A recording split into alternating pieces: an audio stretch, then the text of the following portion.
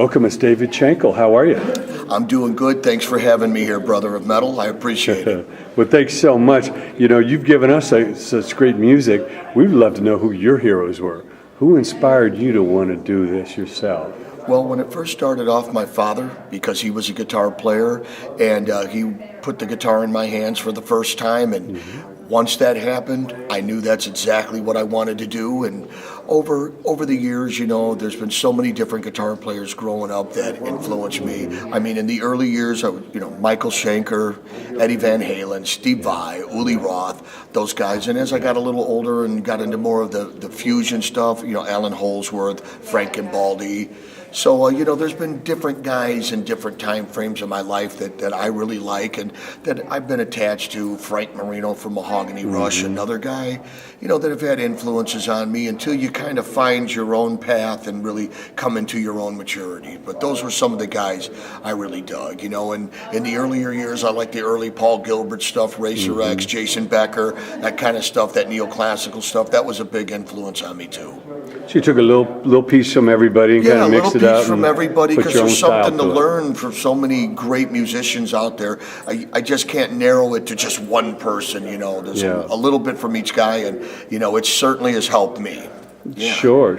Yeah. Now, tell us about the evolution when you were able to record your own music, How did that come about? Well, that's just like part of growth as you're learning your instrument, being influenced by the music that you have, and going to studios and for the first time and actually playing and recording that first song, whether it's an original or a copy song, just going through the experience of recording, and not just like a cassette player in your house or a little 4-track recorder. We're actually going into a real studio, and that's quite an experience you learn as you grow as an artist and as a band, and technology grows. I mean, these days, the recording gear you can buy, you can fit right in your bedroom and produce great CDs, killer demos because of the technology. But that's all part of the growth, recording, knowledge, understanding it, and learning to use it in your favor.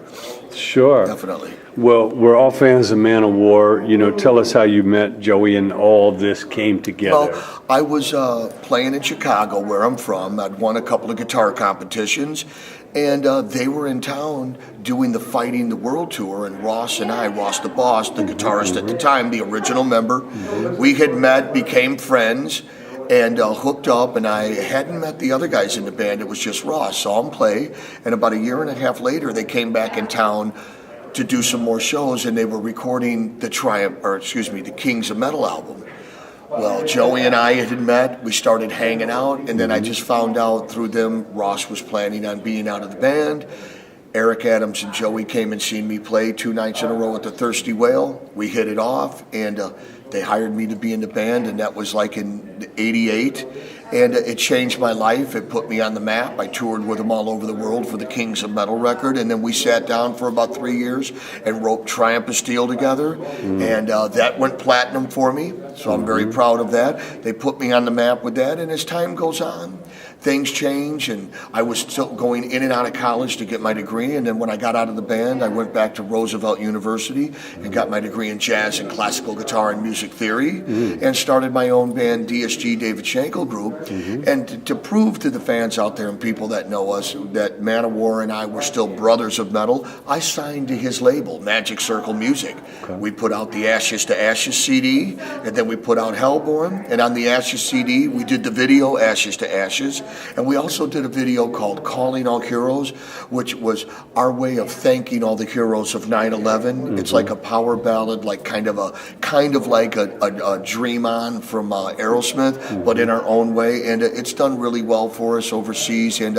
every year that video gets a lot of plays and hits because it's literally about heroes and 9/11, and we did 2 versions of it. The first one had some scenes of the buildings coming down. We felt, why don't we do another one and edit that out so the people that see this that may have had family or people in there might not get hit so hard. Yeah. So on the CD you have part 1 or part 2, and you can take your choice of which one you want to watch, and plus the main video, Ashes to Ashes, as well.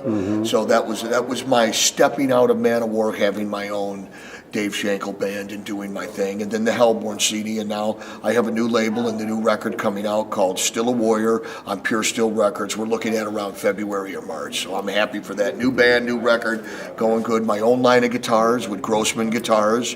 Kaler tremolos. We're working on a signature tremolo with me, and tons of other endorsements. Product I use from EMG to Ernie Ball strings, Morley, Dunlop pedals. The list goes on. Randall amps, Dime amps. A lot of gear that I like to use, and stuff that I use. Some I don't endorse, some I do. But that's just to mention some of them that are really important to me, man. Sure. Talk about the excitement of going from playing in clubs in Chicago to stepping out on some stages of Europe or places with MASSACRE and just seeing crazy, that. Man. When I got in MASSACRE, we did some warm-up shows and just kind of toured around the States and like 500-seater clubs and stuff, and even smaller clubs. But it prepared us to go to Europe, and I remember we played in San Sebastian, Spain, and it was like 30,000 people, and it was like my first really big stage with them, and it was just like an ocean of heads, and it was that rush and that adrenaline. It's hard to describe until you're really standing there, but it's an amazing feeling to have that many people. And MASSACRE has a lot of fans in Europe, and they're strong fans. They're some of the best fans in the world, and I'm glad to have been a part of that and have some of that legacy to take with me, and to move it into my own band, what I'm doing, and standing on my own 2 feet, and I'm proud to do that, and I just keep plugging away till I drop dead. So you kind of feed off that energy, and it inspires you to go higher. Exactly, and just, I get a lot of MASSACRE fans, hey, wished you were in the band, but we love what you're doing with DSG, and from Ross to me and now Carl and everybody, that we've all done our mark for MASSACRE, and I was proud to be a part of it. Sure. Yeah. And obviously the business has changed a lot, but people still want to rock. Yeah. The guy that's just picking up a guitar today, the band in the garage, what advice do you have to give to them to really very simple, stay in their own style? Is to keep the drama out of your band, and I know it's hard to do even with bands, us, and being a new band. Get along with the guys, give everybody a chance to say their piece, work as a team, and find either the best guitar player or a couple of guitar players and take lessons from them, learn what you can. Go out there and get all the instructional DVDs out there. There's so many of them. Or just go on YouTube and put in a style of music you like, and there's great players up there giving away free licks and techniques with technology now all over. Learn what you can fast. It doesn't matter if you're a drummer, bass player, singer. Check this stuff out online, rent these DVDs, buy them. It will only help educate you and move you along faster. But my best advice is find a teacher that you can have that one-on-one access, or like I do. I have a music school I teach at in Chicago. I do online lessons on Skype so you can see each other in your room and my room. And I have students that come to my house because it's good to have that interactions. Videos and stuff are great, and tabs, and you can stop and slow them down. But to be in the room with the teacher, it's just a little bit more personal. Yeah. And that's the advice I give to any of the students. What you put into it is what you get out of it, and hope for the best.